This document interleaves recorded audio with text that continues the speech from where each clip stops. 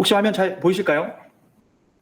오른쪽에 보시면 이제 채팅창이 있어가지고요. 네, 성연차님 손 들어주셨습니다. 혹시 뭐 궁금하신 부분 있으시면은 가감 없이 카메라와 마이크를 켜시고 말씀해 주셔도 됩니다. 혹시 잘못 누르신 거라면은 네, 그냥 넘어가겠습니다. 네, 오늘 주제는 구글 클라우드 CDN에 대한 특장점 및 제품 소개, 그리고 이 다음에 이제 제가 구글 클라우드 CDN에 대한 데모와 이제 핸즈온 랩에 대한 설명을 이제 보여드릴 거고요. 그 이후에 이제 그 브레이크 20분에 대한 시간이 존재합니다. 그래서 혹시라도 저의 그 세션 중에 굉장히 이제 궁금한 사항이 있으시다라고 하면은 오른쪽 채팅창을 통해 가지고 질문해 주셔도 되고요. 근데 다만 되도록이면은 저기 16시 40분, 4시 40분부터 5시까지 저희가 이미 지금 계획해 놓은 요 Q&A 시간, 이 시간을 통해서 질문해 주시기 바랍니다. 자, 그러면 오늘의 주제인 CDN에 대해서 한번 좀 얘기를 해보려고 하는데요. CDN은 컨텐츠 딜리버리 네트워크의 약자죠. 네.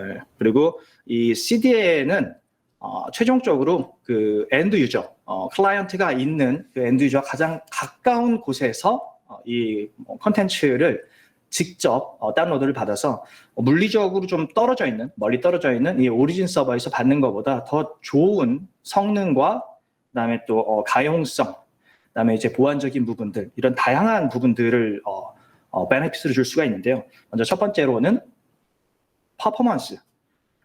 웹서버에서 컨텐츠에 대한 이제 로딩 속도를 이제 생각을 할 수가 있겠죠. 이 퍼포먼스 로딩 속도가 예를 들어 가지고 이 오리진 서버의 컨텐츠가 한국에 있는 유저가 만약 오리진 서버가 이제 미국에 있다라고 했었을 때 이 네트워크 레이턴시라든지 아니면 네트워크에 대한 밴드위스를 고려를 했었을 때 한국에 있는 이 오리진 서버에서 이 다운로드를 받는 것 대비해서 퍼포먼스 전성률이라고 보통 얘기를 할 수가 있겠죠. 아니면 스루풋이라고 얘기를 할 수 있는데 이제 굉장히 떨어지죠. 이런 부분들. 두 번째로는 글로벌 리치. 그래서 아까 말씀드린 그 예를 통해서 또 말씀드리면은 한국에 이제 웹서버가 있는데 미국 사용자가 만약에 접속을 하게 된다라면은 페이지 로딩 속도가 굉장히 느리겠죠. 세 번째로는 고가용성을 또 생각할 수가 있는데요. 이제 스파이크 트래픽이 몰린다고 했었을 때, 혹시 여러분들 뭐 기억나실지 모르겠지만, 옛날에 이제 뭐 첫 회사 때 제가 이제 그 푸딩 카메라라는 이 서비스가 있었습니다. 오늘 이제 그 참석하신 분들 중에도 이제 그 유관 분들이 좀 계신 걸로 알고 있는데요. 푸딩 카메라라는 게 있었고, 이 푸딩 카메라로 사진을 찍어요. 본인 사진이나 아니면 다른 사람 사진을 찍어요. 그러면은 이제 유사한 그 연예인 사진을 이제 보여주는 이제 그런 서비스가 있었는데요. 이 서비스가 평소에는 잘 뭐 활용이 안 되다가 갑자기 이제 그 개콘에서 이 푸딩 카메라를 꺼내가지고 테스트를 하고 이제 재밌는 그런 장면이 나오니까 그때 이제 사용자 폭증을 했습니다. 어떻게 됐을까요? 그 장애가 났죠. 장애가 나고 너무 많은 사용자들이 이렇게 갑자기 몰릴 줄 몰랐었습니다. 그렇기 때문에 장애가 나고 서버 증설을 하는데 그래도 그 당시는 이제 뭐 가상 서버 뭐 그런 것도 없었고 그렇기 때문에 이제 물리 서버를 증설을 했었죠. 그래서 겨우겨우 증설을 뭐 1시간 30분 동안 하니까 개콘은 다 끝났고 사용자들은 이제 다 더 이상 접속을 하지 않는.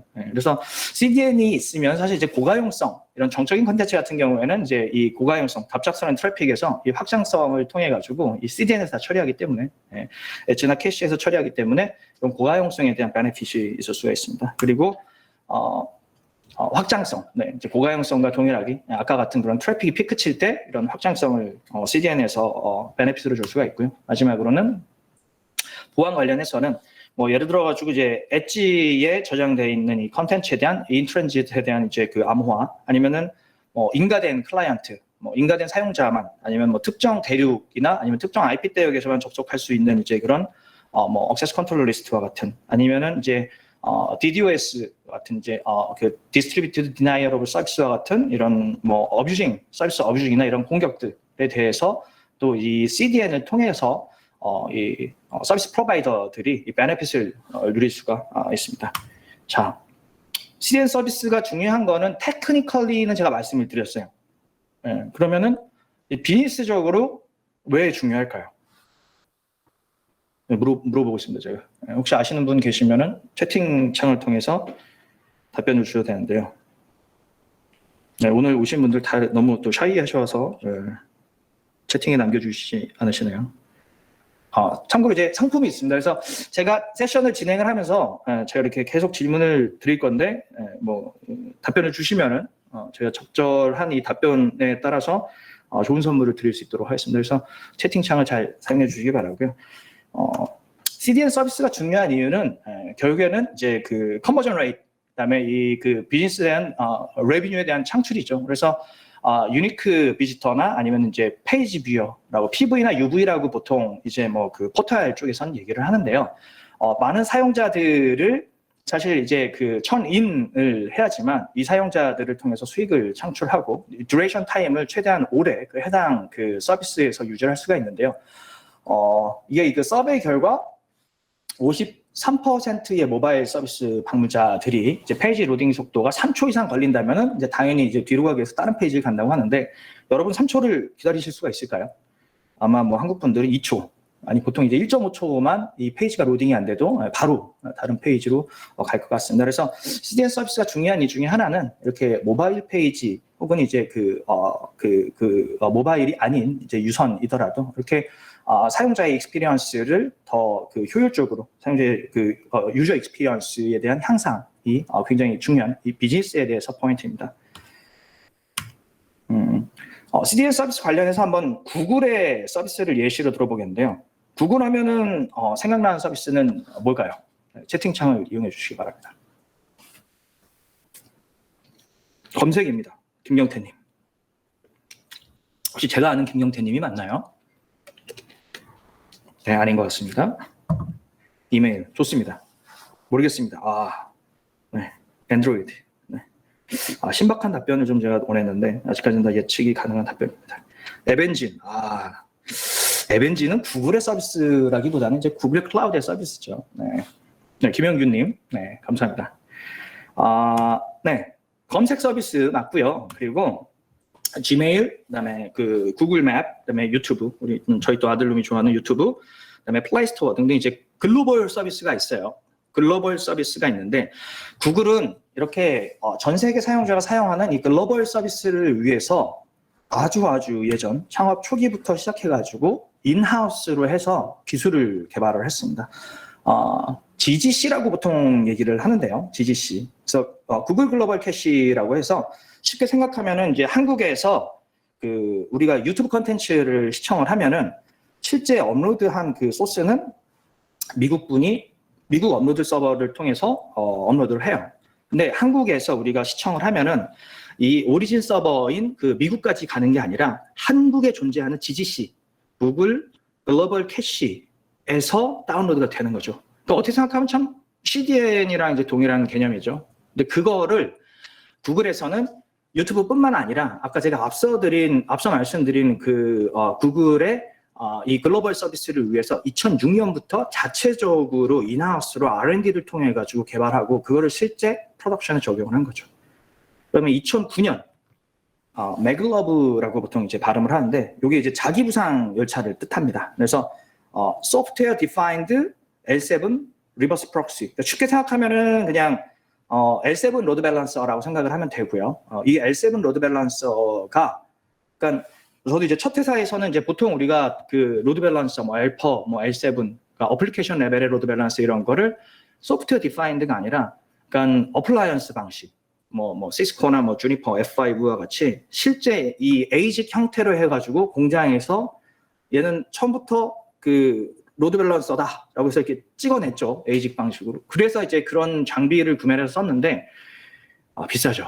네, 비싸죠. 근데 구글이 창업하고 물론 이제 뭐 2008년 다음이면 9년 정도 되겠죠. 9년이면은 뭐 그래도 이제 뭐 완전 스타트업은 아니지만 그래서 글로벌하게 이런 이제 L7 로드 밸런서를 인프라를 설치를 할 때 그렇게 벤더사의 그 어플라이언스 장비를 사용할 수가 없기 때문에 물론 이제 어플라이언스 장비의 단점은 이제 가격도 가격이지만 이제 확장성이죠. 확장성이죠. 언제 또 그거를 또 이제 미리 사전에 커패시티 플래닝을 하고 그래야 되는데 근데 소프트웨어 디파인드는 뭘까요? 소프트웨어 디파인드의 장점은 뭐냐면은 일반적인 우리가 생각하는 렉형 서버들, 이 렉형 서버, 이 커머디타이즈된 이런 서버들의 소프트웨어 방식으로 해가지고 이런 L7 이 스위치, L7 로드 밸런서를 구현을 한 거죠. 그래서 이 기술을 통해 가지고 구글은 구글의 글로벌 서비스를 제공을 하고요. 그 뒤로 뭐 2012년에 주피터는 제가 뭐 빅쿼리 세션에서 항상 또 퀴즈로도 많이 나왔었는데 이제 페타비트 퍼 세컨드급의 이제 소프트웨어 디파인드 네트워크이고요. 그래서 뭐 빅쿼리 얘기하면은 이제 뭐 컴퓨터 엔진과 스토리지 컴퓨터 노드와 스토리지 노드 중간에 뭐 병목을 없애기 위해서 필요한 이제 주피터다. 그래서 페타비트급이 여러분들이 뭐 상상이 안 되면은 텐지 서버가 10만 대가 동시에 이제 통신할 수 있는 그 정도의 대역폭이 이제 페타비트다. 그래서 얘기를 했었고, 그다음에 2015년 이제 QUIC 이제 퀵이라고 있는데요. 이거는 이제 TCP가 가진 현재 HTTP 이제 메이저 버전 2의 이 TCP가 가지는 문제점을 극복하는 이 트랜스포테이션 레이의 프로토콜인데요. 이건 이제 구글에서 설계를 했습니다. 그래서 이게 이제 뭐 혼잡 제어나 레이턴시 아니면 핸드오버, 멀티플렉싱 기능을 제공하는데 이 부분도 이따가 뒤에서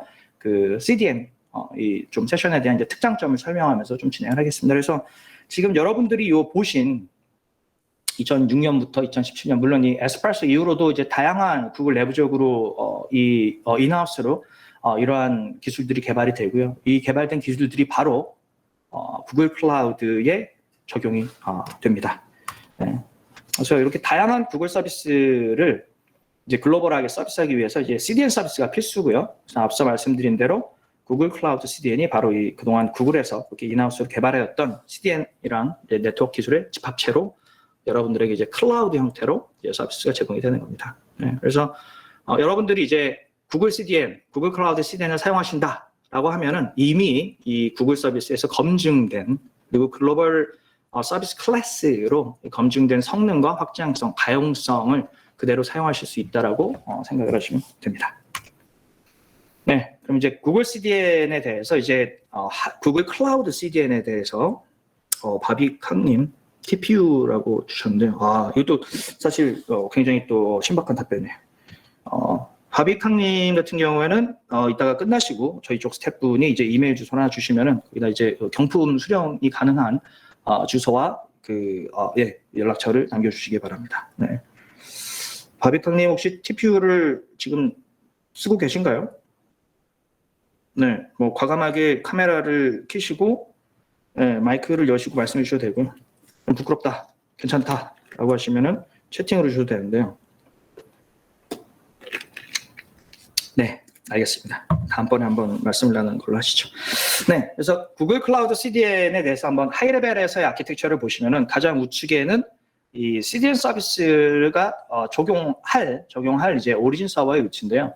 보통 일반적으로 우리가 이제 구글 클라우드 CDN이라고 하면은 오리진 서버가 구글 클라우드만 가능할 거다라고 생각을 하시죠. 근데 다만 오늘 그 먼슬리 워크숍의 이제 그 홍보 앞서 이제 그 문구에서도 보셨듯이 이제 기존에 이제 다른 CDN을 사용을 하시는 분들이 응용 지역에 대한 좀 그 확대를 위해서 사용하시기 위해서는 이 소스가 뭐 온프라미스에 있거나 아니면 다른 클라우드에 있을 수도 있기 때문에 우측에 보시면은 구글 클라우드뿐만 아니라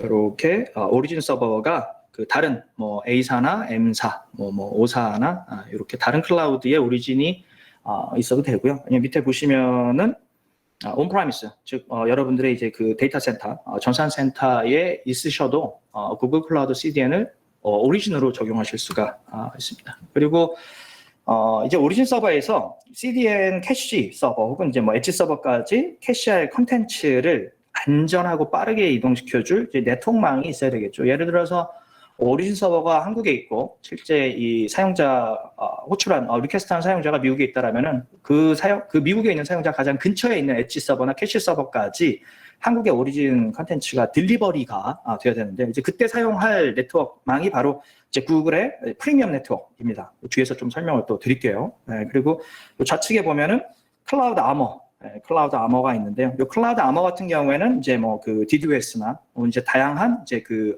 보안 정책을 통해서 화이트리스트나 이제 블랙리스트를 이제 보안 정책 기반으로 이 CDN 엣지 서버에 적용할 수 있게 하는 겁니다. 그래서 이 내용도 클라우드 아머도 뒤쪽에서 좀 더 특장점에서 다룰 수 있도록 하고요.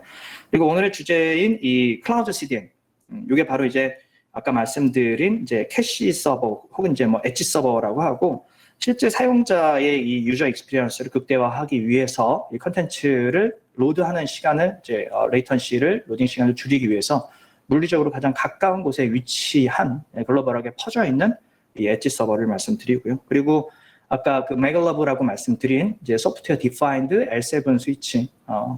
그래서 구글 클라우드 CDN을 사용하시려면은 반드시 글로벌 로드 밸런서를 사용하셔야 됩니다. 네, 이 내용도 뒤쪽에서 말씀을 드리겠습니다. 그래서 가장 또 왼쪽에는 실제 이 컨텐츠를 요청한 사용자들이 위치를 하고 있습니다. 그래서 요걸 이제 순서대로 좀 보시면은 그래서 맨 오른쪽에 클라우드 리전 1, 2 다른 리전이란 얘기고요. 그 밑에 보시면은 가장 밑에 보시면 이제 온프라미스가 있고요. 그리고 요걸 오리진으로 잡았어요. 그리고 왼쪽에 보면은 그러니까 그 HTTP 로드 밸런서, L7 로드 밸런서가 있고요. 그리고 그 왼쪽에 CDN 엣지 서버가 있습니다. 그래서 엣지 서버, CDN 엣지 서버, 즉 뭐 그 애니캐스트 IP 뒤에서 설명드릴 건데요. 120.1.1.12 이 서비스 엔트리, 서비스 IP라고 생각을 하시면은 이제 LA에 계신 사용자가 120.1.1.1로 해서 해당 컨텐츠를 로딩을 요청을 합니다. 요청을 하면은 만약에 이 캐시에 존재한다라면은 일정한 컨텐츠가 캐시에 존재한다면은 캐시 히트가 되고 이 LA 사용자는 이 가장 가까운 이 캐시 서버에서 가져갑니다. 근데 만약에 그 몬트리올 캐나다 그 퀘벡주에 있는 몬트리올에 있는 사용자가 120.1.1로 호출을 해요. 근데 캐시가 없어요. 캐시가 없다라는 건 이제 몬트리올 엣지에는 아직까지 그 컨텐츠가 오지 않은 거죠. 그럼 어떻게 될까요? 오리진으로 다시 가겠죠.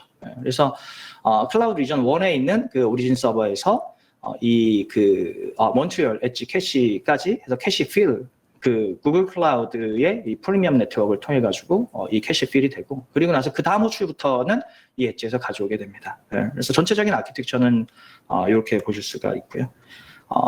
그래서 아까 앞서 이제 프리미엄 네트워크를 말씀을 드렸는데 그래서 글로벌하게 이 프리미엄 네트워크에 대해서 가장 큰 장점은 이제 저희가 이제 해저 케이블이 있다는 것뿐만 아니라 보통 여러분들이 이제 CDN을 이제 비교를 하면은 이제 엣지 서버 혹은 이제 POP가 몇 개 있냐라고 그렇게 많이 비교를 하죠. 여기서 이제 또 그 깜짝 퀴즈가 나갑니다. 구글 클라우드에 저 CDN 접속 지점이라고 나와 있는 이 엣지 서버는 총 몇 개일까요? 채팅창을 통해서 빨리 이제 말씀해 주시는 분에게는 제 선물을 드리겠습니다. 한 명입니다. 선물 드리겠습니다. 검색하면 나옵니다. 오른쪽 밑에 주소가 있습니다. 네, 눈은 손보다 빠르다. 10초 안에 답이 안 올라. 몇 개입니다. 100자리입니다. 100xx인데요. 네, 140. 네, 막 던지시네요. 네. 더 많습니다. 147.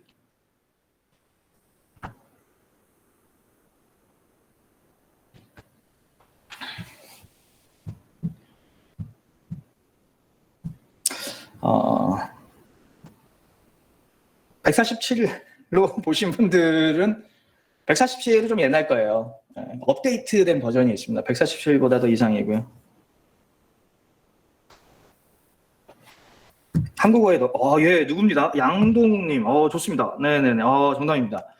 양동욱님께서는 이따가 세션이 마치고 나서 저희가 이메일 주소를 하나 올려드리면 거기에다가 받으실 연락처를 주시기 바랍니다. 그래서 양동욱님 맞추셨는데 혹시 뭐 과감하게 마이크와 카메라를 켜시고 자기소개를 해주실 수가 있으실까요? 안녕하세요. LG CNS의 양동욱이라고 합니다. 카메라는 네. 지금 그 사무실이어서 따로 켜지는 못하고요. 맞추게 돼서 영광입니다. 알겠습니다. 네, 감사합니다. 네, 알겠습니다. 감사합니다. 네, 감사합니다. 네. 네, 아무튼 축하드립니다. 네, 그래서 구글 같은 경우에는 이제 173개의 엣지 팝이 있는데요. 아까 147개라고 말씀드린 분들 같은 경우 예전 버전이에요. 그 이유가 뭐냐면은 이게 참 하루 아침에 이게 저희가 막 리전도 생기고 엣지 팝도 생기고 그래가지고 많이 곤란한데요. 이게 영문 페이지를 보시면은 항상 이게 업데이트된 레이티스트 그 버전을 보실 수가 있는 거고요. 다만 궁문 페이지가 아직 업데이트가 안 돼가지고 좀 낮게 나왔었습니다. 그래서 양동님 진심으로 축하드리고요. 그래서 구글 클라우드 같은 경우에는 글로벌하게 173개의 엣지가 있고요. 여기 잘 보시면은 이제 해저 케이블이 있어요. 해저 케이블. 그래서 구글 클라우드가 잘하는 것 중에 하나가 뭐냐면은 프리미엄 네트워크를 사용을 하시면은 요 해저 케이블을 통해 가지고 여러분들이 이 글로벌하게 오리진 서버에서 이 173개의 엣지 서버까지 그 컨텐츠를 프로퍼게이션을 하실 수가 있습니다. 그래서 요게 또 하나의 베네핏인데요. 이 해저 케이블, 그러니까 저는 이제 저의 또 클라우드 커리어에서 이 해저 케이블이 굉장히 또 힘들었던 적이 많이 있습니다. 그래서 해저 케이블이 끊어져가지고 이 그 경로를 그 우회해서 가느라고 이 서비스가 지장이 생겨서 고객사에서 굉장히 크게 컴플레인을 한 경우가 있습니다. 근데 그 제가 어떻게 하겠습니까? 자연재해 아닙니까? 근데 구글의 이 그 해저 케이블 같은 경우에는 샤크프루프, 우리가 워터프루프라고 보통 얘기를 하면 이제 방수인데 워터프루프가 아니라 샤크프루프라고 해서 이 그 상어 프루프죠. 상어 와서 이렇게 입으로 물어도 이제 안 망가지는 이런 이제 그 샤크프루프에 대한 해저 케이블이기 때문에 안심하고 여러분들 사용하실 수가 있습니다. 네. 이 프리미엄 네트워크가 중요한 게 그 뭐 오른쪽에 보시면 이제 연도별로 해가지고 이제 이 케이블을 실제 실제 그 완료가 돼서 이제 서비스 온 프로덕트에 나간 날짜가 있는데요. 그래서 왼쪽에 보시면은 구글 네트워크 같은 경우에는 이제 그 맨 오른쪽에 이제 엔드 유저가 있고, 그다음에 맨 왼쪽에 보시면은 이제 구글의 리전이 있는데 보시면 어떻게 가는 경로가 굉장히 짧죠. 이 짧은 이유가 뭐냐면은 아래와 같이 이제 다양한 인터넷 서비스 프로바이더망을 중간중간에 걸치지가 않고 이 구글의 이 해저 케이블망을 통해 가지고 거의 이제 원홉으로 가죠. 그렇기 때문에 이제 안정적이다라는 얘기를 하고요. 근데 밑에를 보시면은 이제 다양한 ISP를 통해서 가기 때문에 ISP별로 해가지고 이 경로가 또 뭐 국제망은 사실 이제 수시로 바뀝니다. 수시로 바뀝니다. 그리고 편차가 심하죠. 뭐 시차에 따라 가지고 이제 뭐 그 업무 시간이 뭐 그 아닌 뭐 예를 들어서 밤이라든지 이제 뭐 공휴일이라든지 이제 그래서 뭐 대역폭이 부족하거나 아니면 이제 그 컨저스션이 발생하거나 하면은 이제 라우팅 경로를 또 바꾸거나 그래서 이게 사실 안정적이지가 못한데요. 그래서 그거에 대한 예를 보시면은 그래서 구글 전용 네트워크 같은 경우에는 보시면은 80ms 좀 위쪽으로 해서 에버리지가 87.16ms 해가지고 거의 일정하죠. 24시간 동안 체크를 해보면은. 근데 아래 보시면 이제 퍼블릭 네트워크 같은 경우에는 보시면 이제 대중이 없죠. 올라갔다 내려왔다. 그래서 새벽 1시부터 오전 9시까지는 일정해요. 참 정직하죠. 자야죠, 이 시간엔. 이 시간에 자야죠. 그래서 업무 시간에 보면 많은 사용자들이 해당 망을 이용하기 때문에 이렇게 컬리즘 혹은 패킷 로스도 일어납니다. 시뻘건색 보면. 이때는 이제 통신이 정말 안 되는 이제 그런 상황까지도 가는 거고요. 그래서 구글 전용 네트워크를 통해 가지고 여러분들이 좀 더 안정적인 네트워크를 사용하실 수 있다라는 게 또 하나의 장점이고요. 그래서 이 뒤로 이제 구글 클라우드의 특장점을 여러 개를 좀 말씀드릴 텐데요. 첫 번째로는 이제 애니캐스트에 대한 내용을 좀 말씀드리고, 그다음에 이제 그 아까 말씀드린 이제 퀵이라는 부분들, 그다음에 이제 보안 쪽에서는 이제 클라우드 아머에 대한 부분들 해가지고 짚고 넘어갈 수 있도록 하겠습니다. 애니캐스트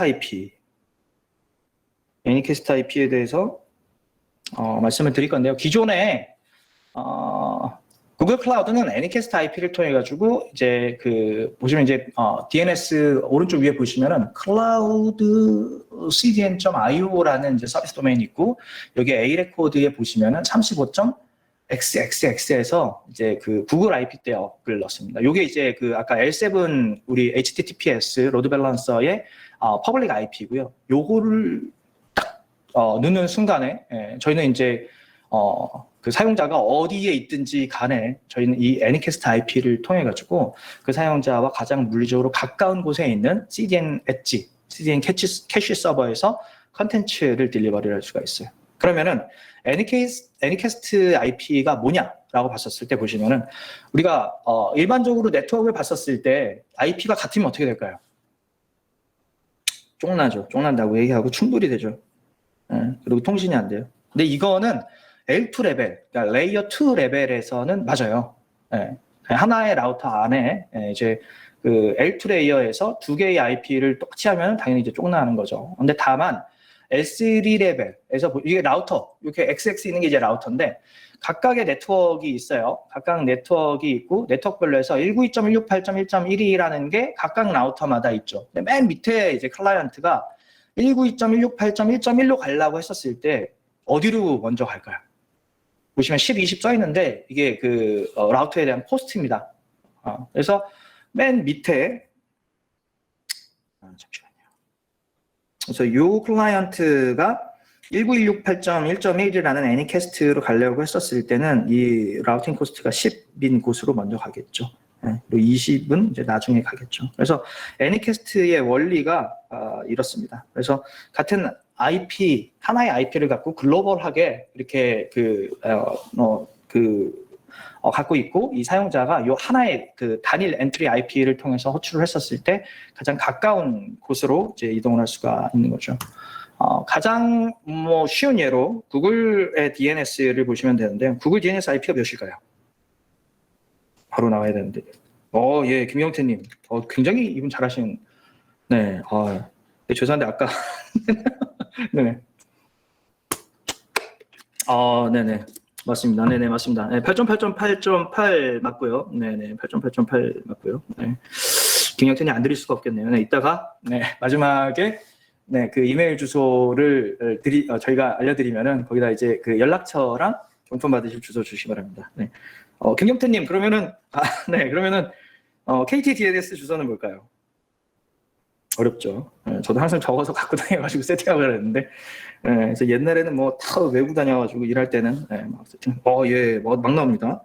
2번도 있죠. 보조 DNS. 정병영님, 예, 죄송합니다. 이거 질문은 아니었고요. 한번 여쭤봤었습니다. 네, 다음에 또 이제 나오니까요. 그때 한번 정병영님 해주시기 바랍니다. 그래서 8.8.8 맞고요. 그래서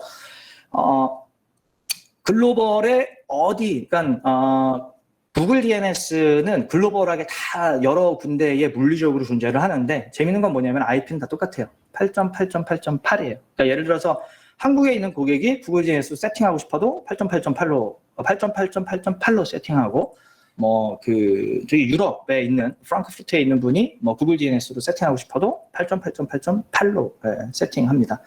이게 왜 어떻게 가능하냐라고 했었을 때는 이게 바로 Anycast IP. 아까 제가 앞서 말씀드린 그 Anycast IP를 통해서 하는 거고요. 그래서 한국에 있는 고객이 그 구글 DNS를 저렇게 8.8.8.8로 세팅을 하면은 그 DNS 그 도메인에 대해서 이제 룩업을 하면은 이제 그 가장 가까운 한국에 있는 이 DNS 서버에서 룩업을 하는 거고요. 아까 말씀드린 이제 프랑크푸르트에 있는 분이 이제 그 도메인에 대해서 룩업을 하면은 그 프랑크푸르트 안에 있는 8.8.8.8 IP인 구글 DNS 서버에서 룩업을 하게 되는 거죠. 네.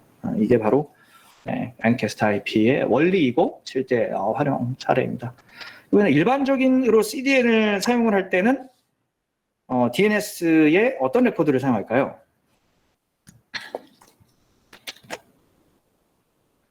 우리가 일반적으로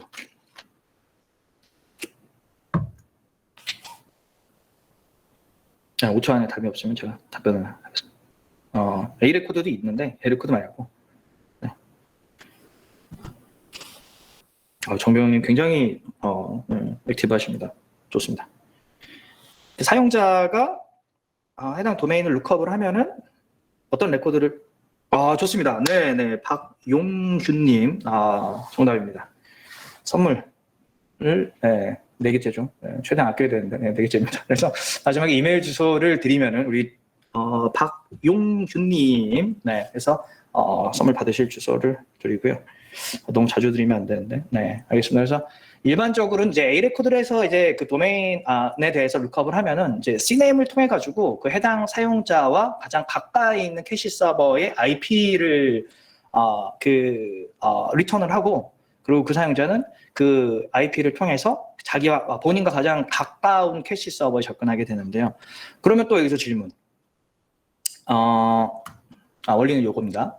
그러면 여기서 또 질문. 그러면은 그 사용자가 어디에 위치 있는지 어떤 거를 판단하고 그 가장 가까운 IP를 리턴할까요? 그러니까 예를 들어가지고 제가 지금 여기서 예를 들어가지고 여기는 뭘로 돼 있냐? example.com으로 해가지고 제가 그 룩업을 했었어요.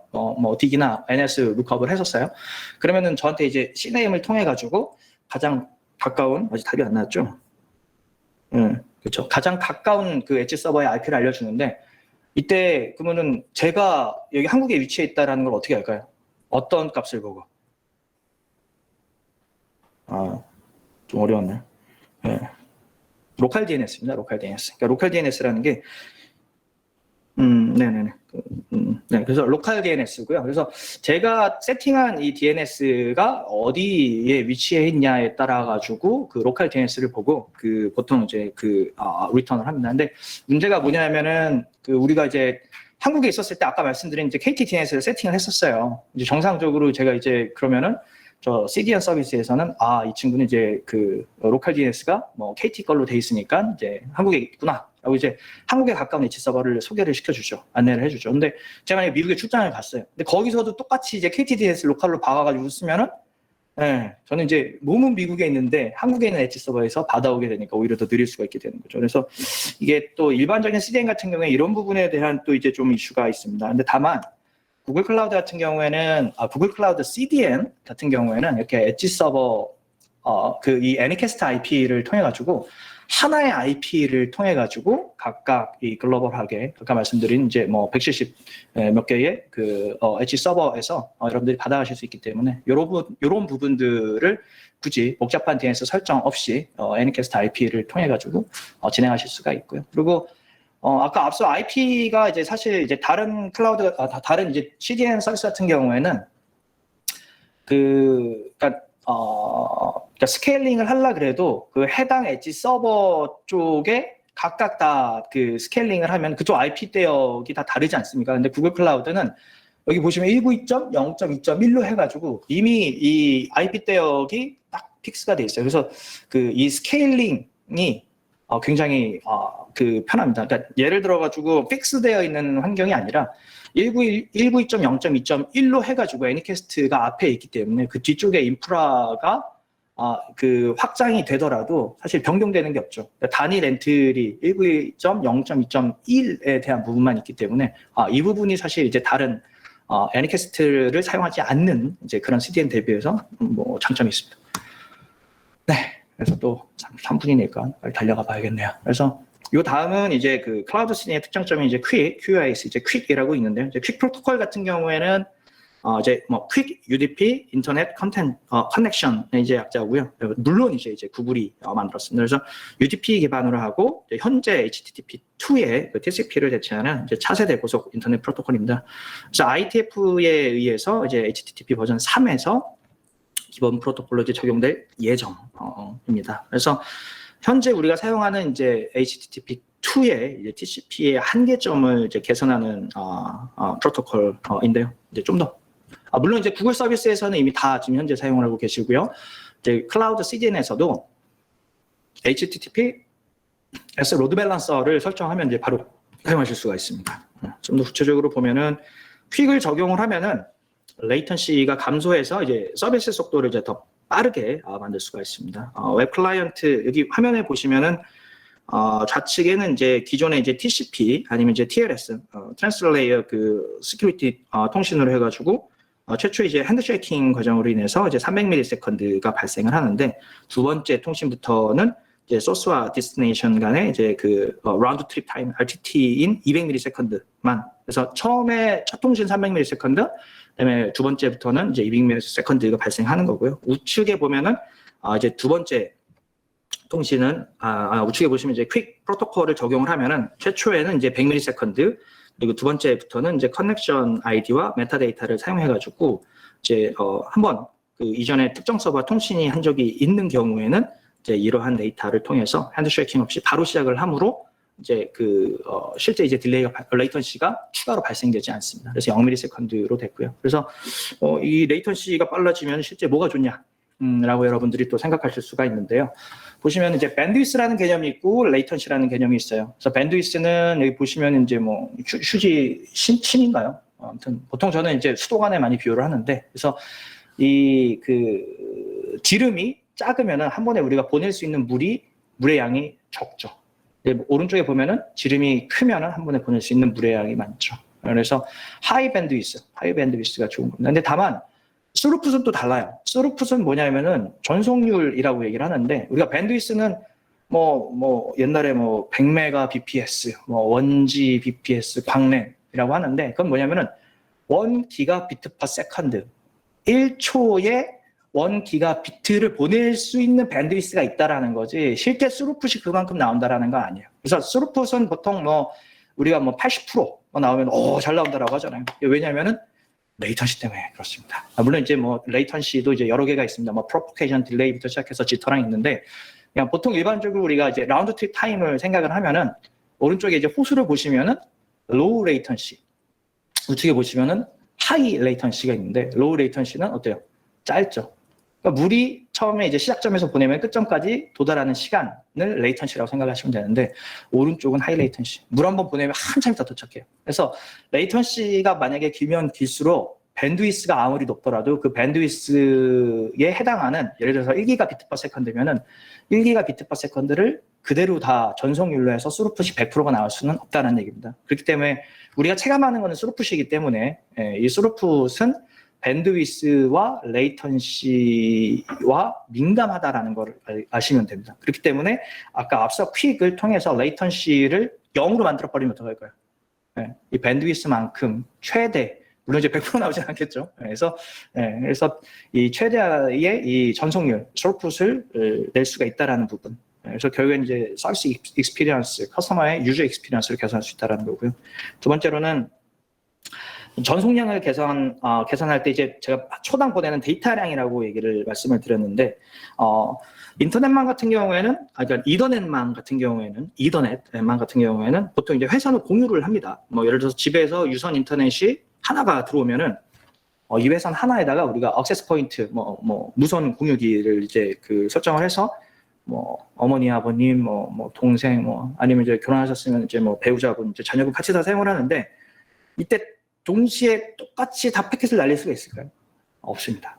그래서 우리가 이제 이더넷망에서는 항상 이 CSMACD, Carrier Sense Multiple Access Collision Detection이라 그래가지고, 그래서 항상 한 명이 보내면 기다려야 돼요. 다른 사람들은 그 도체를 그 회선을 사용하기 위해서. 그렇기 때문에 이제 혼잡지역 Congestion Control이라는 기술을 사용해서 그러니까 다른 사람들도 다 같이 통신을 할 수 있고, 이 통신을 할 때 이 혼잡을 안 일으킬 정도 수준으로 이 회선을 사용을 해야 됩니다. 그래서 여기 보시면 이제 슬로우 스타트랑 아미드라고 나오는데, 일반적으로는 이제 슬로우 스타트 같은 경우에는 통신할 때 이제 컨제스션이 감지가 되면은 실제 보내는 패킷 사이즈, 그러니까 윈도우 사이즈를 이제 줄이는 거예요.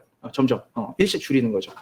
줄이는 거죠. 그리고 밑에 아미드는 이제 Additive Increase Multiplicative Decrease 약자인데, 요거는 이제 컨제스천이 없다, 그럼 윈도우 사이즈를 이제 1씩 늘리는 거고, 컨제스천이 있다, 그러면 이제 0.5씩 곱해서 반으로 좀 줄이는 방식입니다. 그래서 요거가 이렇게 말하기 좀 말씀으로 드리면 좀 어려운데, 우리가 쉽게 5메가바이트 파일 200개를 전송하는 거랑, 그다음에 이제 1기가바이트 파일 하나를 전송하는 거랑, 한 번에 전송하는 거랑 어떤 게 더 빠를까요? 1기가바이트 파일을 한 번에 전송할 때가 빨라요. 잘 보시면은 5메가바이트 파일은 그러니까 처음에 보낼 때 전송률이 확 올라가는 게 아니라 조금씩 올라갑니다. 슬로우 스타트가 돼가지고 조금씩 올라간다. 그러면 5메가바이트 파일 다 보내고 다시 또 조금씩 올라서 최대 스루풋을 하기까지는 시간이 걸리는 거죠. 그래서 슬로우 스타트 때문에, 그래서 5메가바이트 파일 200개를 보내면 엄청 시간이 오래 걸려요. 차라리 이거를 타르로 묶어가지고 1기가바이트 파일로 하나로 해서 보내야지만 최대로 쓸 수가 있습니다. 그래서 퀵 프로토콜을 사용을 하면은, 이렇게 이제 초기에 아미드나 아니면은 이제 슬로우 스타트를 사용하는 게 아니라, 최초에 통신할 때 이 네트워크의 라운드 트립 타임 RTT를 정확하게 계산을 해가지고 처음부터 이제 이 컨제스천을 막을 수 있도록 윈도우 사이즈를 최대로 확정해서 전송을 하기 때문에 전송률을 극대화하실 수가 있는 게 특징입니다. 그래서 시간이 벌써 40분이 됐네요. 그래서 클라우드 CDN을 사용을 하시면은 여러분들이 사실 이 CDN을 통해서 현재 지금 서비스가 잘 되고 있는지, 우리가 히트 레이쇼, 그러니까 히트라는 게 캐시가 된 컨텐츠를 고객이 잘 가져갔냐, 아니면 캐시가 없어서 오리진까지 갔냐, 그래서 히트냐 미스냐, 아니면 뭐 partially 히트냐라고 하는데, 이러한 상태를 저희가 클라우드 로깅을 통해 가지고 이 확인을 하실 수가 있고요. 그리고 어느 엣지 서버에서 가져가셨는지, 이제 IATA 코드라는 게 뭐냐면은, 우리가 인천 뭐 공항 ICM, 그다음에 뭐 저기 LA는 LAX 이런 식으로 이제 공항 위치, 공항의 코드로 통해 가지고 여러분들이 그 엣지 서버 어디서 가져왔는지 그런 부분들을 로그를 통해서 보실 수가 있고요. 물론 이제 구글 클라우드가 자랑하는 요 이제 빅쿼리를 통해 가지고 이 로그를, CDN 로그를 분석하실 수가 있습니다. 그리고 아까 앞서 말씀드린 대로 꼭 이 오리진 서버가 구글 클라우드에 있으실 필요는 없어요. 다른 클라우드에 있거나 혹은 이제 온프라미스에 있는 오리진 서버도 가능한데요. 살짝 좀 보시면은 NEG, 네트워크 엔드포인트 그룹 기능을 사용하실 수가 있고요. 요 NEG를 보시면 이제 인터넷 네트워크 엔드포인트 그룹, 익스터널 백엔드라고 요거를 사용해 주시면 되고요. 이때 그러면은 백엔드는 IP 혹은 이제 FQDM, 그 Fully Qualified Domain Name을 이 두 개 중에 하나를 통해 가지고 IDC 혹은 온프라미스 아니면은 이제 다른 그 클라우드 환경에 있는 그 오리진 서버를 이 구글 클라우드 CDN에 적용하실 수가 있습니다. 그래서 뒤에 이제 핸즈온 랩을 오늘 제가 이제 3개를 준비를 했는데요. 그 두 번째 랩에 보면은 이제 이 CDN 적용하는 부분이 있어요. CDN 적용하는 부분이 있는데, 이때 이제 반드시 글로벌 HTTPS 로드 밸런서 클래식을 선택을 하셔야 됩니다. 맨 밑에 보면 이제 리저널 HTTPS 로드 밸런서인데, 아까 앞서 말씀드린 대로 클라우드 CDN은 이제 글로벌 서비스고, 글로벌한 사용자들이 Anycast IP를 통해서 그 컨텐츠를 물리적으로 가까운 곳에서 가져와야 되기 때문에, 그래서 이제 글로벌 HTTP 로드 밸런서를 당연히 사용하셔야 되는 거고요. 그래서 그 핸즈온 랩의 설명서에 보면은 또 새롭게 나왔어요. 밑에 이제 리저널 HTTP. 그러니까 리저널 HTTP는 GLB 기능을 안 하는 거죠. 그 리전 안에서만 도는 거죠. 그래서 그 차이가 있기 때문에 여러분들 기억해 주시기 바랍니다. 시큐리티 쪽을 급하게 한번 또 보시면은, 그래서 DDoS 보시면은 2028년도에 약 2테라 비트 퍼 세컨드입니다. 바이트가 아닙니다. 그래서 비트 퍼 세컨드를 좀 나누면은 한 250GB 하드 디스크로 1초마다 머리통을 때리는 거죠. 어마어마한 공격이죠. 이런 공격을 막기 위해서 여러분들이 그러면 어떻게 해야 될까요? 대역폭이 있어야 되겠죠. 그래서 장사 없어요. 뭐 UDP 플로딩이나 TCP 플로딩으로 장사가 없습니다. 저도 세 번째 회사 다녔을 때 당해봤는데, 이때 그래서 많이 사용하는 게 보통 이제 뭐 그린존, KT는 그렇게 얘기를 하죠. 그래서 대역폭으로 막아야 되는데, 구글 같은 경우에는 아까 말씀드린 대로 이제 글로벌하게 대역폭이 있고, 그 대역폭에서 사용자가 공격을 할 때 보통 이제 그 도메인으로 공격을 하는데, 그 도메인에 저희 같은 경우에는 이제 Anycast IP가 매핑되어 있고, 그 Anycast IP는 글로벌하게 엣지마다 다 있지 않습니까? Anycast IP니까. 그래서 보통 이제 뭐 2테라비트 퍼 세컨드에 공격을 하려면 어마어마한 이 봇들을 감염을 시키고, 그 봇들이 하나의 대륙이 아니라 정말 글로벌하게 여러 군데 대륙에서 다 동시에 공격을 하는 거죠. 2테라비트 퍼 세컨드의 대역폭을 플로딩해서 만들려면은. 그런데 그분들이 그렇게 공격을 해도 그 공격자의 그 위치에서 물리적으로 가장 가까운 엣지 서버에서 이 미티게이션을 시켜주는 거죠. 구글 네트워크. 좋습니다. 그래서 그 다음에 이제 클라우드 아머를 통해 가지고 화이트리스트나 이제 블랙리스트를 작성하실 수가 있고요. 그래서 보면은 뭐 지오를 해가지고 뭐 대륙으로 막을 수도 있고요. 아니면은 IP 대역으로도 막을 수도 있고, 그리고 HTTP 레퍼러로 막을 수 있어요. 그래서 특정 페이지를 통해서만 오게 하거나, 아니면은 뭐 오토 봇들을 막기 위해서 뭐 HTTP 헤더에다가 특정 스트링으로 해가지고 그 부분을 좀 allow하거나 deni를 할 수가 있습니다. 그래서 룰 액션이 그렇고요. 또 보시면은 클라우드 아머로 가시고, 그래서 기본적으로 맨 밑에 이제 allow 정책이 있고, 위에 이제 deny 정책이 있는데, deny 정책이 198.51.101 198.51.101점 또 뭐가 있어야 되겠죠? IP가 하나. 그래서 32비트로 요게 이제 deni이고요. 그래서 가장 처음 요 deny 룰이 걸리는 거예요. 그래서 저 IP는 이제 deni가 되는 겁니다. 32비트니까 저 하나겠죠. 그래서 보시면은 클라우드 HTTP 로드 밸런스 가셔서 맨 밑에 보시면은 이렇게 세큐리티 탭에 아까 제가 앞서 만든 이 deny test라는 요 룰, 이 시큐리티 폴리시를 이렇게 적용을 합니다. 적용을 하게 되면은 우측에 보시면 요 화면에 이제 우측에 보시면은 여기 allow 리스트가 있고 그다음에 이 unauthorized user 요 아까 그 IP가 있고요. 그래서 샌프란시스코나 아니면 싱가포르 이런 부분들은 다 이제 접속이 잘 가능한데 다만 이 아까 우리가 그 deni로 한 198.5.100.1 요 유저 같은 경우는 이제 블럭이 되는 거죠. 그래서 클라우드 아머와 CDN을 인테그레이션을 해가지고 우리가 보안 정책을 적용하실 수가 있습니다. 그래서 정리를 하겠습니다. 네, 정리를 하겠습니다. 그래서 클라우드 CDN 같은 경우에는 구글 클라우드의 이 인더스트리 리딩, 구글에서 이미 글로벌 서비스로 사용하고 있는 퍼포먼스와 173개의 엣지, 그다음에 95.95%의 그 SLA를 제공을 하고요. 이런 확장성과 그다음에 안티 DDoS라든지 아니면 클라우드 아머를 통해서 여러분들이 사용하실 수가 있습니다. 그래서 시간이 이제 조금 오버가 되긴 했는데 제가 15시 10분까지 진행을 이번에 이제 핸즈온 랩을 통해 가지고 진행을 할 수 있도록 하겠습니다. 여러분들 잘 다 계시죠? 계시면 채팅으로. 네. 네, 양동님 굉장히 좋습니다. 네. 아유, 분위기 좋네요. 네, 좋습니다. 가슴이 아프네요. 이게 참 코로나가 아니면은 여러분들 다 여기 구글 사무실 불러서 하면은 제가 시작할 때 그 맛있는 쿠키 나오는 것도 막 저희 마이크로 키친 가져와서 막 나눠주고 그랬었는데 네, 좋습니다. 이게 답변 주신 분들 정말 잘 되실 겁니다. 감사합니다. 그러면은 핸즈온 랩을 제가 3개 클래스를 열었어요. 그리고 이제 데모를 보여드릴 건데요. 보니까 제가 몇 명이죠? 제가 등록해드린 분이 이제 106명을 등록해드렸는데, 보니까 더 지금 많이 등록을 해주셨더라고요. 그 106명보다. 그래서 아마 만약에 접속해 주시고 없으신 분들은 채팅룸에다가 이메일 주소 올려주시면은 제가 수동으로 하나씩 입력을 시켜드리고요. 그래서 퀵랩을 사용해 보신 분은 어카운트가 있으신 분은 그대로 쓰셔도 돼요. 근데 다만 이 워크샵 등록했었을 때 그 이메일 주소랑 매칭해야 됩니다. 그래서 여러분들이 지금 이제 확인하셔야 될 거는 뭐냐면은 c.quicklabs.com 뒤쪽에 이제 도메인은 계속 제가 오른쪽 위에 띄워놓을 겁니다. c.quicklabs.com 대한님 그 채팅창에다가 이 도메인 한번 쳐주셔도 좋을 것 같고요. 그래서 c.quicklabs.com에 가셔가지고요.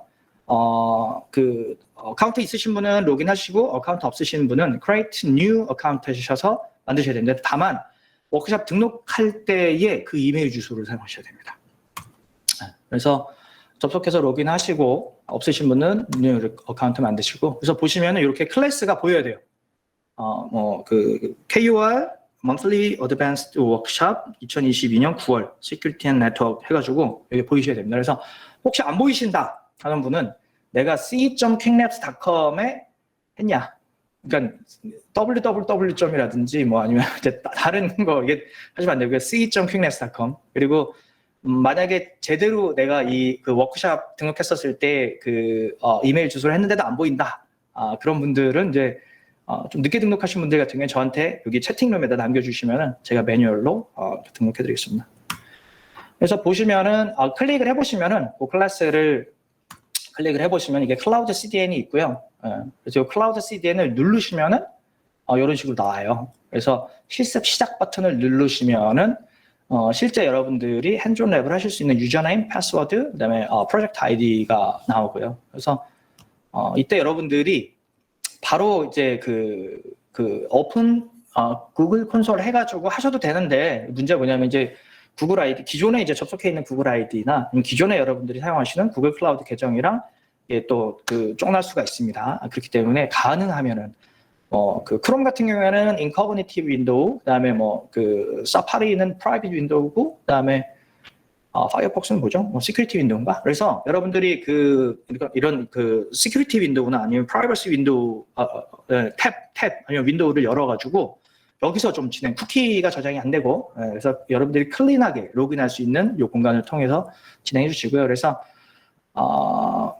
진행해 주실 때 console.cloud.google.com으로 들어가시면은 이렇게 나옵니다. console.cloud.google.com. 대한님 이것도 좀 쳐주시면 감사하고요. 그래서 유저네임 왼쪽에 요거 보이시고 패스워드 보이시고 중요한 거는 이 프로젝트를 반드시 이제 또 여러분들이 여기 나오는 프로젝트를 반드시 확인하셔야 됩니다. 그래서 패스워드 아이디랑 패스워드 입력하시면 이렇게 나오고요. 언더스탠드 하고 위에 거 두 개만 체크를 하시고 넘어가시면 되고요. 그리고 맨 위에 이제 프로젝트를 선택할 때 이 프로젝트 아이디를 찍어가지고 여러분들이 이 프로젝트 환경에서 진행을 하시면 됩니다. 네. 지금 여기까지 안 보인다 클래스가 51분이죠. 20분 남았죠. 네. 클래스가 안 보이신다.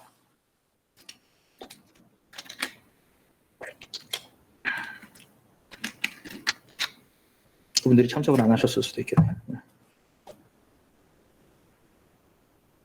알겠습니다. 그럼 이제 진행을 하겠습니다. 데모 이제 보내드릴게요. 그래서 제가 준비한 거는 총 3개의 이제 CDN 핸즈온 랩인데 이제 가장 위에 게 이제 그 정말 기본적인 클라우드 CDN이고요. 그래서 그거를 제가 한번 1, 2, 3번까지는 이제 핸즈온 랩을 그대로 보여드리는 거고 4, 5, 6은 제가 좀 약간 응용을 했습니다. 그래서 저희 monthly 워크샵 소개에도 있는 것처럼 소개도 있는 것처럼 실제 로깅하고 알럿 뭐 SMS나 이메일로 받는 거, 그다음에 그 모니터링 대시보드 만드는 것까지 해서 1번부터 6번 스텝으로 진행을 할 거고요. 그래서 첫 번째는 백엔드는 우리 오브젝트 스토리지인 GCS. 그래서 GCS 쪽에다가 뭐 그 컨텐츠를 하나 올릴 거예요. 이미지 파일을 하나 올릴 거예요. 네, 그리고 나서 그 로드 밸런서를 만들어야죠. 그 로드 밸런서는 HTTPL7 로드 밸런서를 만드는 거고요. 그리고 나서 그 로드 밸런서 만들면서 enable CDN 하고 백엔드는 아까 그 구글 클라우드 스토리지에 있는 버켓으로 적용을 하는 거고요. 그렇게 해서 테스트를 먼저 하고 로그를 발생해야 돼요. 그래서 이따 로그 확인하니까. 그래서 컨텐츠를 일단 호출을 해요. 컬명령어를 통해 가지고 이제 4번인가 이렇게 호출을 해요. 그리고 나서 CDN 로그를 봐서 처음에는 이제 그 캐시가 안 됐을 거니까 오리진에서 가져오는 거. 그다음에 두 번째부터는 엣지에서 가져오는 거. 그러니까 히트가 안 된 거, 그다음에 이제 히트가 된 거. 그걸 로그에서 확인하고 그리고 나서 이제 그 워닝 그 severity 조건만큼 이제 특정 그 매트릭, 특정 조건을 로깅하는 별도의 커스텀 매트릭을 생성을 하고 그리고 나서 매트릭 베이스 얼럿을 통해서 요 매트릭에 맞는 상황이 발생되면은 이제 나한테 이메일이나 SMS로 알럿을 달라라는 요거를 만들 거예요. 그리고 나서 실제 요거를 이제 엄한 컨텐츠를 호출하는 거죠. 예를 들어서 cdn.jpg다, jpg다. 그러면은 없는 거, cdn1.jpg 뭐 이런 걸 호출해서 이 그 워닝 그 조건에 이 로그가 나오게 하고요. 그래서 실제 이메일이나 SMS 왔는지. 두 번째는 이 커스텀 대시보드를 만들어서 이 차트가 잘 나오는지 요거를 좀 보겠습니다. 네, 그래서 처음에 보시면은 여기 중요한 게 뭐냐면은 그 프로젝트 요 확인 중요하고요. 그리고 그 구글 클라우드 스토리지에 가셔서 cdn.png를 직접 그냥 UI에서 업로드 하셔도 되고 아니면은 핸즈온 랩에서는 아마 GSUT를 통해 가지고 클라우드 콘솔 여기 통해서 아마 하라고 할 겁니다. 네.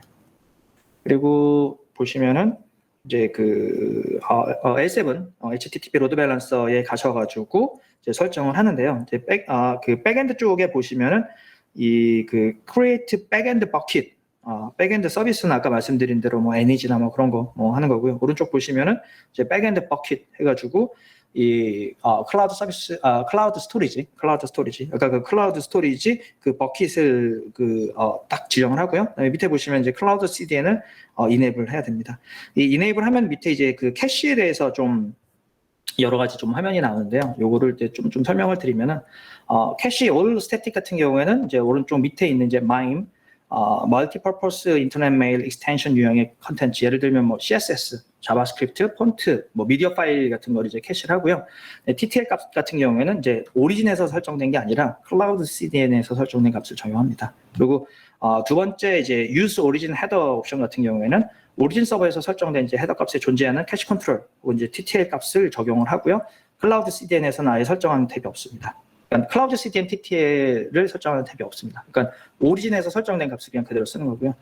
마지막에 이제 force cache 옵션 같은 경우에는 아까 말씀드린 이제 마임 오른쪽에 뭐 이 유형에 상관없이 모든 이제 그 오리지널 서버에 있는 컨텐츠를 CDN 엣지로 캐시를 하는데요. 이제 뭐 예를 들어서 이제 정적인 페이지 말고 동적인 페이지 같은 경우에는 캐시가 안 돼야 될 경우가 있기 때문에 이제 주의해서 적용할 필요가 있습니다. TTL은 이제 클라우드 CDN에서 설정을 하고요. 그래서 TTL은 타임 투 라이브의 약자로서 우리가 네트워크에서도 많이 사용을 하는데요. 해당 컨텐츠가 이제 캐시 서버에 저장되는 기간 혹은 이제 뭐 그 클라이언트 TTL 같은 경우는 이제 뭐 브라우저 캐시라고 보통 얘기를 하고 우리가 익스플로러나 크롬이나 뭐 그 파이어폭스나 이제 뭐 그 사파리처럼 이 브라우저 로컬 캐시라고 보통 얘기를 하죠. 네, 로컬 캐시에 있는 그 캐시에 대한 TTL을 설정하는 거고요. 두 번째는 이제 디폴트 TTL 같은 경우에는 이제 CDN 엣지 서버 캐시의 TTL입니다. 예를 들어서 뭐 여긴 지금 뭘로 돼 있죠? 디폴트 지금 보면 이제 1시간. 그러니까 그 컨텐츠가 엣지 서버에 캐시가 됐어요. 그러니까 프로퍼게이션이 됐어요. 오리진에서. 근데 1시간 동안 이거를 사용자가 요청을 안 하면은 그 캐시 서버에서 없어지는 거죠. 다만 이제 또 히트가 됐다.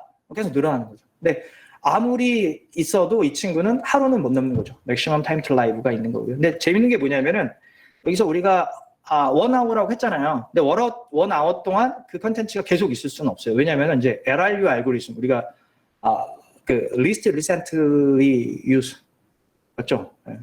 저 참 이게 3학년 때 배우나요 우리가? 운영체제 시간에 배우는 건데 그래서 사용을 안 하면은 그러니까 자주 사용한 게 우선으로 남는 거고 이 캐시가 아무리 히트가 되더라도 그 1시간이 안 되고 한 30분이 지났는데 더 다른 컨텐츠들이 막 히트가 돼요. 그러면은 그 컨텐츠 용량 때문에 얘는 이제 그 퍼지가 될 수밖에 없는 거죠. 그래서 여기다 1시간으로 정했다고 해서 반드시 1시간을 보장하는 건 아닙니다. 거기 좀 유의하셔야 될 것 같고요. 그래서 보시면은 글로벌 HTTP 로드 밸런서를 이렇게 생성하고 백엔드에다가 시스템 활성화. 그래서 이렇게 그 TTL을 정했고요. 근데 아까 보면 이제 뭐 원아워, 원데이 뭐 이렇게 있었는데 그거는 이제 디폴트 값이고 우리가 지금 핸즈온 랩에서는 빨리 환경을 확인해야 될 거 아니에요. 빨리. 물론 이제 TTL 값을 길게 주면 사실 좋긴 좋죠. 근데 컨텐츠가 이제 자주 업데이트되는 거는 짧게 또 줘야 되는데 그래서 우리는 이제 이 핸즈온 랩에서 빨리 확인을 해야 되잖아요. 이 핸즈온 랩이 뭐 한 번 시작을 하면은 정해져 있습니다. 1시간 안에 끝내거나 뭐 2시간 안에 끝내야 되는데 여러분들이 뭐 24시간 할 수 있는 게 아니기 때문에 그래서 여기 보면 1분으로 했습니다. 그래서 요거 주의하시고요. 근데 가이드는 다 있습니다. 거기 보시면 이제 스텝 바이 스텝으로 굉장히 자세하게 나옵니다. 그리고 이렇게 해가지고 세팅을 하면은 그 L7 GS 그 HTTP 로드 밸런서의 그 프론트엔드 쪽에다가 퍼블릭 IP가 35.24.5.5로 나오고요. 그리고 당연히 CDN을 사용을 하려면은 스탠다드 네트워크가 아니라 프리미엄 네트워크를 사용해야 된다고 아까 앞서서 드렸고요. 그다음에 백엔드 오리진 서버는 그 GCS 구글 클라우드의 오브젝트 스토리지인 이제 GCS에 있는 그 아까 버킷 네임 이제 CDN 대신 버킷으로 했고요. 그리고 버킷 네임은 이제 퀵랩 대시 GCP 대시 01 대시 프로젝트 네임으로 했네요. 그래서 백엔드 버킷을 이렇게 정의를 했습니다. 그래서 프리미엄 네트워크를 통해서 이 해당 캐시가 글로벌 173개 엣지에 이렇게 안전하게 그다음에 더 빨리 프로퍼게이션이 될 수 있다라는 걸 말씀드렸고요. 그래서 로그 발생을 위해서 이렇게 명령어를 2, 4, 5번 정도 그 해당 그 퍼블릭 IP를 통해서 호출을 합니다. 그리고 나서 구글 클라우드 이제 그 클라우드 로그에 가셔가지고 로그 익스플로러를 통해 가지고 확인을 할 수가 있고요. 보시면은 로그 익스플로러 들어가시면은 그 여기 밑에 보시면은 이제 로그 필드가 있어요. 여기서 서비스 타입을 클라우드 HTTP 로드 밸런서를 선택을 하시면 이렇게 쭉 이쪽에 나오고요. 그래서 리소스 타입은 이렇게 선택을 하셨고 그러면 이제 그 프로젝트 아이디 밑에 보시면 이제 포워딩 룰이 있습니다. 이 포워딩 룰 같은 경우에는 그 로드 밸런서의 이제 프론트엔드 쪽에다 설정을 해주는 건데 그 CDN 설정을 하면서 확인된 이제 CDN-LB- 포워딩 룰 그다음에 밑에 이제 URL 맵 네임이 CDN-LB 요거를 선택을 하면은 그 CDN에 관련된 로그만 이렇게 화면이 확인하실 수가 있고요. 그래서 205K 나온 거가 이렇게 나오고 여기 이제 IP는 제가 좀 숨겼는데 35.5.5.5로 해가지고 나온 요 거를 보실 수가 있고요. 그래서 실제 발생된 그 로그는 여기 히스토그램에 보실 수가 있습니다. 그래서 좀 더 구체적으로 보시면은 아직 그 엣지 아니면 아직 그 캐시 서버의 컨텐츠가 캐시가 안 됐다. 그래서 오리진까지 갔다 왔다. 그러면 이제 0.5초, 그러니까 517ms가 나왔고, 그래서 보시면 캐시 룩업 true라고 나왔고, 보시면은 스테이터스 디테일 보면은 response sent by backend라고 나왔습니다. 여기 이제 오리진에서 왔다라고 하면 되는 거고요. 그리고 이제 이제 두 번째부터는 이제 캐시에서 가져온 건데, 보면은 이제 3ms, 이거는 이제 캐시 룩업 밑에 캐시 히트가 true가 위에 이제 캐시 히트가 true가 나오고요. 그다음에 스테이터스 디테일스 보면은 response underbar from underbar 캐시. 그래서 앞서는 백엔드에서 가져왔고, 그다음에 두 번째 호출부터는 이제 캐시에서 가져온 거를 보실 수가 있습니다. 그래서 첫 번째는 오리진, 두 번째는 가장 가까운 물리적으로 가장 가까운 엣지 서버에서 가져왔기 때문에 요 3ms의 레이턴시가 걸렸네요.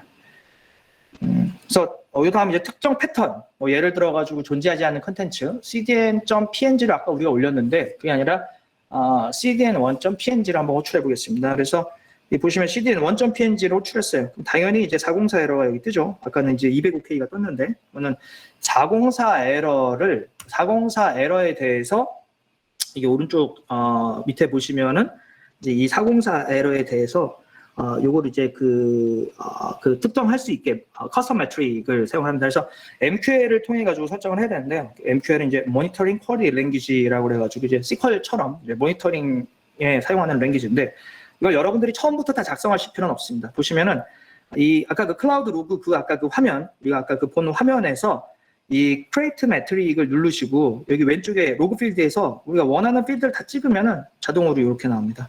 자동으로 이렇게 나옵니다.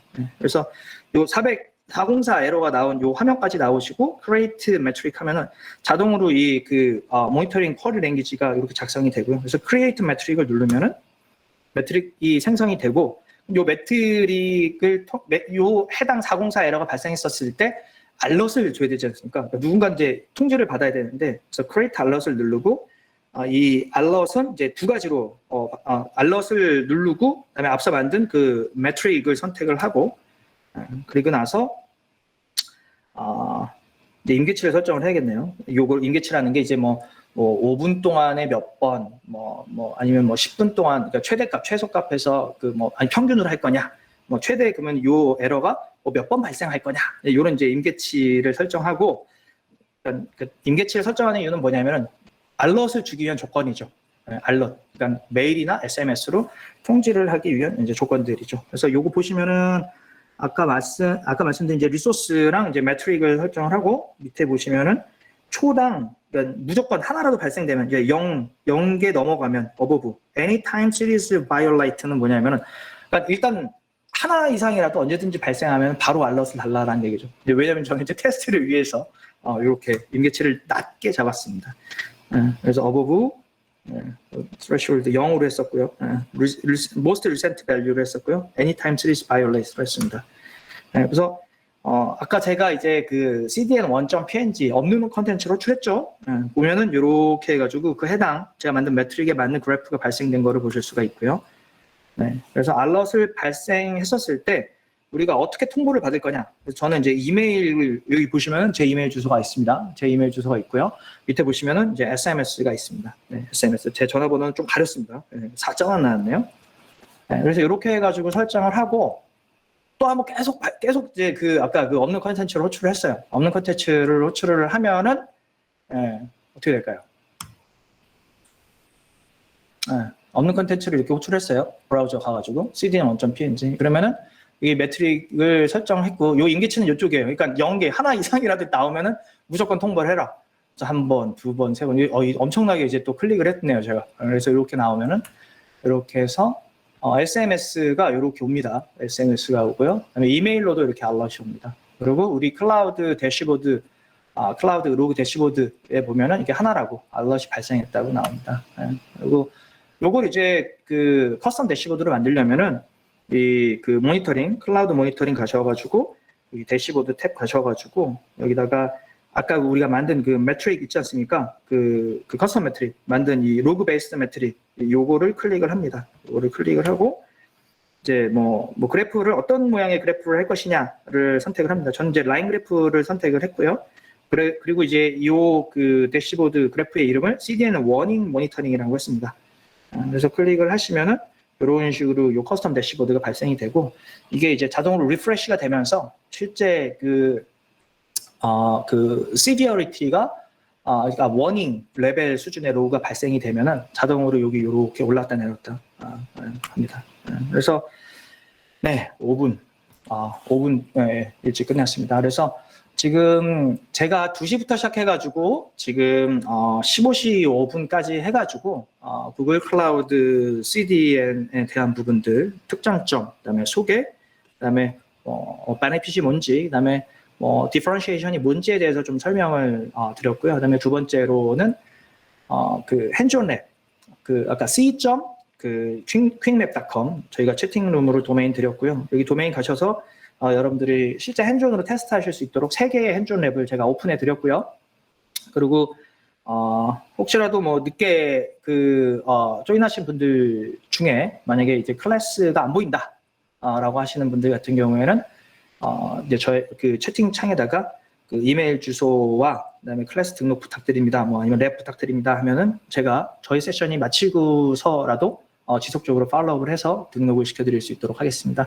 요 퀵랩 같은 경우에는 계속 밑도 끝도 없이 열어놓을 수가 없기 때문에 제가 2주라고 해도 이제 하시는 분들만 하시더라고요. 그래서 2주 동안 열어드렸고요. 그래서 여러분들이 2주 동안 해보시고 2주 뒤에는 이제 닫히기 때문에 그때부터는 이제 여러분들이 갖고 계신 구글 클라우드 계정에서 하셔서 다양한 컨슘션을 좀 발생하여 주시기 바랍니다. 네, 저의 세션은 이제 여기까지고요. 요 다음 3시 30분부터 저희 구글 클라우드 코리아의 그 네트워크 총괄이신 네트워크 스페셜리스트 C이신 이제 위대한 님께서 진행을 해주실 예정입니다. 저희 세션 중에 이제 궁금하신 부분이 좀 많으셨을 수도 있을 것 같은데요. 그 부분은 이제 저희가 예정된 16시 40분부터 Q&A를 진행할 예정이니까요. 그때 한번 모든 질문을 다 받을 수 있도록 하겠습니다. 오늘 참석해 주셔서 감사하고요. 쉬는 시간 이후에 대한님 세션도 힘내서 여러분들 많은 참여 부탁드리겠습니다. 저는 여기까지 구글 클라우드 코리아 커스텀 엔지니어 박형준이었습니다. 감사합니다.